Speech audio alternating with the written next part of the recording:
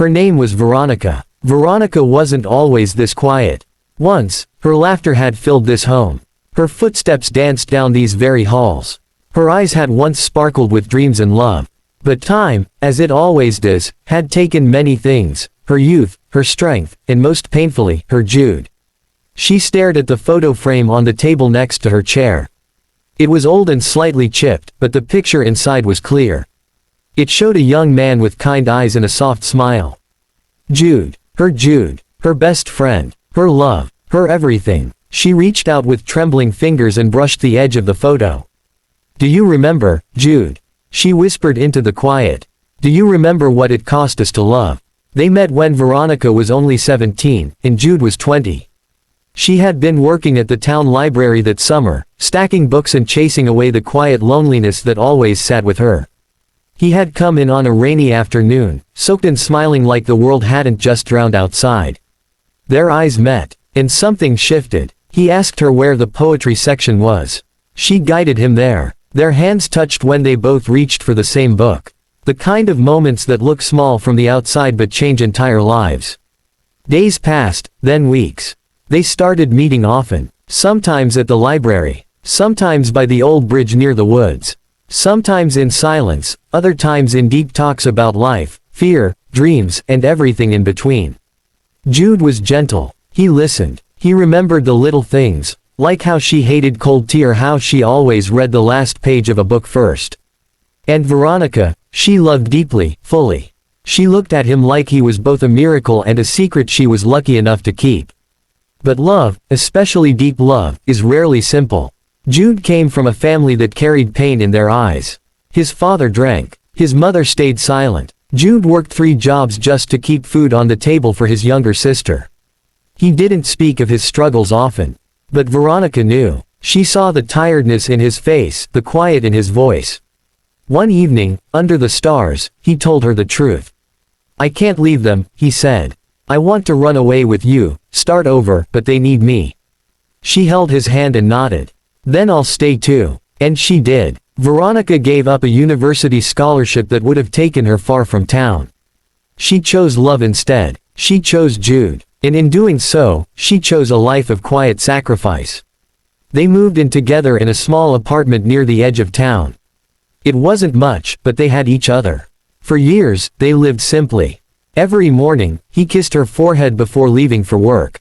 Every night, she waited at the window for him to return. They didn't have much, but they had love. And for a while, it was enough. But love doesn't stop time. It only teaches you how to endure it. Years passed. Veronica began working at a local school. Jude started driving trucks. Life wore them down little by little. The weight of unpaid bills, of illnesses that crept in without warning, of dreams that faded quietly in the background, it all added up. There were arguments. Long nights of silence. Days when they barely spoke. One winter, Jude came home late. His jacket was torn. His hands were shaking. He had lost his job. Veronica sat with him on the floor of their kitchen, holding him like a child. "We'll be okay," she whispered, though her own voice trembled. "I'm tired, Veronica," he said. "I don't want to keep failing you." "You haven't failed me," she replied. "You've given me everything. You've loved me. But love, no matter how deep, cannot always shield you from the storm." One night, years later, Veronica woke up to find Jude missing from bed. She found him outside on the porch, staring into the darkness. "I dreamt we were young again," he said quietly. "That day at the bridge. You wore that yellow dress." She walked to him and wrapped her arms around him from behind. "I still have it," she whispered. He turned to her, his eyes full of unshed tears. "Do you regret it? Choosing me? This life?" Her embrace tightened. "Never," she said. And in that quiet embrace, under the same stars that had watched them fall in love, they found strength again. Jude grew weaker with time. His heart, too tired, too worn. He began to forget things. Small at first, then bigger. Some mornings, he'd call her by the wrong name. Other times, he wouldn't recognize her at all. But she never left his side. She bathed him, fed him, sang to him when he forgot how to smile. And when he asked, "Where's Veronica?" she held his hand and said, "I'm right here, Jude." I never left. The day he passed, it was raining. Just like the day they met. Veronica held his hand until his last breath. She whispered stories from their youth, hoping he could still hear. She told him about the bridge, the yellow dress, the first poem he ever read to her. She reminded him of their love, of their journey, of everything they had shared. And when his eyes closed for the last time, she kissed his forehead. "Thank you," she whispered. "For loving me. For staying." Now, years later, Veronica sits in the quiet house, holding the photo that keeps his memory alive. People often ask her if she was happy. She always says the same thing: "We didn't have much, but we had love." And that was enough. She lost many things in life, opportunities, time, even her beloved Jude.